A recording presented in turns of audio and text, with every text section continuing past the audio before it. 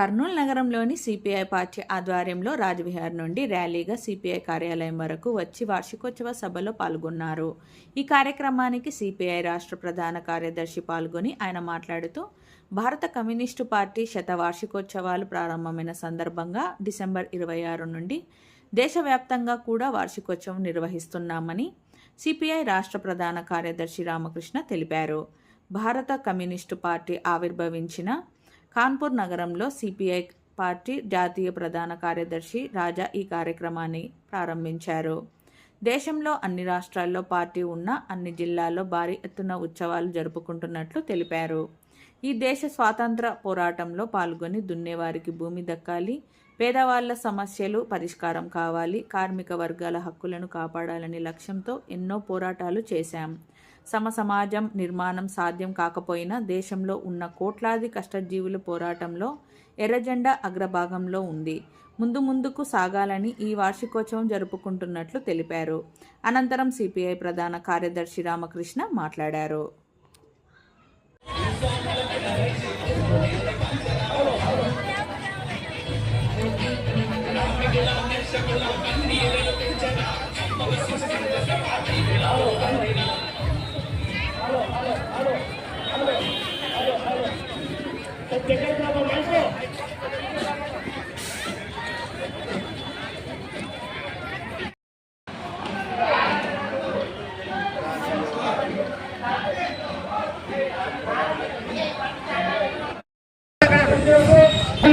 నగర పార్టీ కార్యవర్గ సభ్యులు, సహాయ కార్యదర్శులు, మీడియా మిత్రులకి అందరికీ కూడా శత జయంతి ఉత్సవాల సందర్భంగా శుభాకాంక్షలు, స్వాగతం సుస్వాగతం తెలియజేస్తూ ఈ రోజు భారతదేశంలో భారత కమ్యూనిస్టు కర్నూలు నగరంలో పార్టీ ఆఫీస్ ముందు ఈ శుభావిష్కరణ కార్యక్రమం నిర్వహించుకుంటూ ఉన్నాం. ఈ కార్యక్రమానికి ముఖ్య అతిథిగా చేసేటువంటి మన రాష్ట్ర పార్టీ కార్యదర్శి గారు రామకృష్ణ గారిని శుభావిష్కరణ చేయాల్సిందిగా మనందరి తరఫున వారిని ఆహ్వానిస్తామన్న కాంగ్రెస్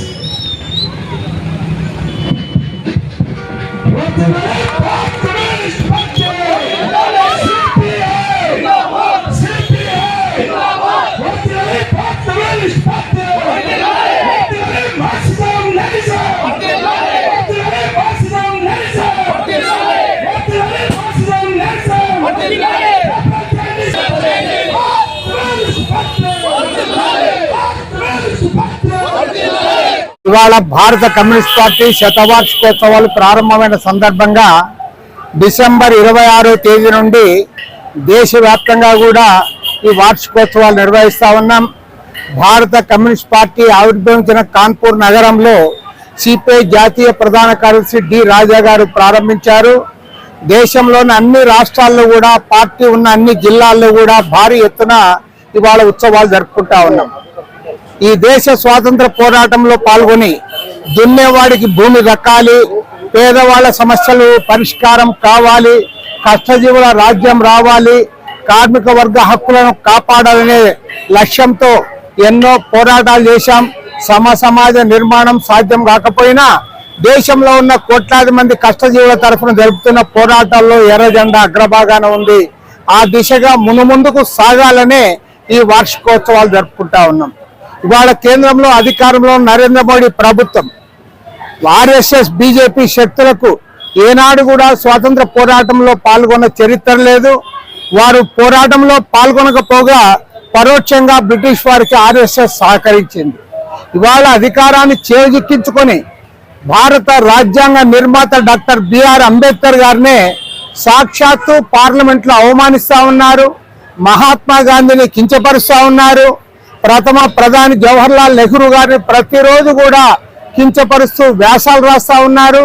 కాబట్టి స్వాతంత్ర సమరయోధులన్నా, రాజ్యాంగ నిర్మాత డాక్టర్ బిఆర్ అంబేద్కర్ అన్నా, అమిత్ షా కానీ, ప్రైమ్ మినిస్టర్ నరేంద్ర మోడీకి కానీ, ఆర్ఎస్ఎస్ కానీ, బీజేపీకి కానీ ఏమాత్రం కూడా గౌరవం లేదు. రాజ్యాంగాన్ని మార్చాలనుకుంటా ఉన్నారు.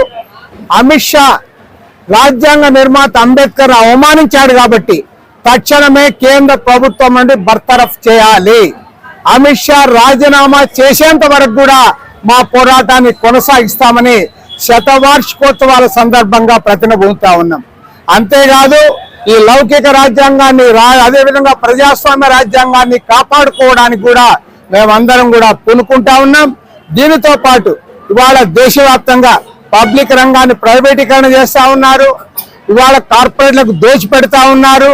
అంబానీలకు అదానీలకు దోచిపెడుతున్న ఈ ప్రభుత్వ విధానాలకు వ్యతిరేకంగా పోరాడడానికి ఇవాళ అందరూ కూడా కలిసి రావాలని కోరుతా ఉన్నాం.